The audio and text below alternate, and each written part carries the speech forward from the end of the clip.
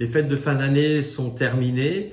Nous rangeons les décors et éteignons les illuminations de Noël. Et avec cette période festive de fin d'année, nous craignons une reprise de la pandémie sur notre territoire et dans notre ville.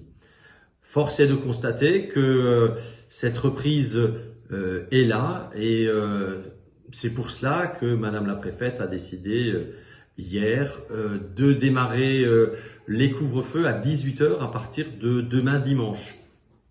Demain dimanche d'ailleurs à 18 h qui est également l'heure des vœux que je vous adresserai et je ne peux que vous inviter évidemment à vous connecter sur le site internet pour suivre ces vœux qui sont à la fois une rétrospective sur 2020 et aussi quelques perspectives que je voudrais vous partager pour l'année nouvelle.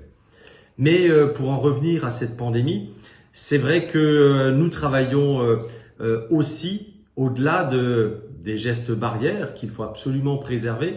Nous travaillons sur les aspects de vaccination. Vous l'avez très certainement déjà lu et entendu.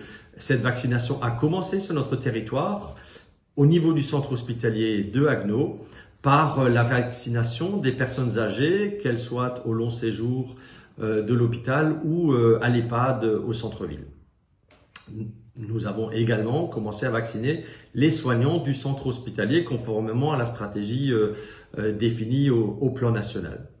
Mais nous travaillons également déjà à la deuxième phase. Comment nous organiser pour pouvoir vacciner beaucoup plus massivement, et c'était mon souhait, c'était ma demande, que de pouvoir ouvrir cette vaccination pour les habitants de notre territoire, évidemment toujours en respectant la stratégie nationale, mais qu'il y ait un centre important à Haguenau.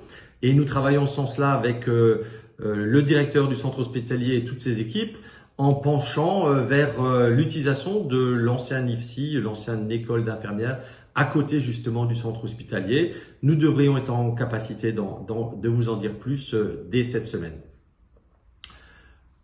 Mais évidemment, je ne peux pas m'adresser à vous aujourd'hui sans évoquer également le drame qui a touché le régiment du 2e hussard et au-delà de ce régiment, au-delà des frères d'armes, des 2 victimes, l'ensemble de la garnison de Haguenau. Je voudrais évidemment réitérer mes condoléances aux familles, aux proches et à leurs camarades du régiment. Mais je voudrais également remercier toutes celles et tous ceux qui ont pris part, sous une forme ou sous une autre, à l'hommage des Haguenoviens, à l'hommage de la ville pour ces 2 victimes.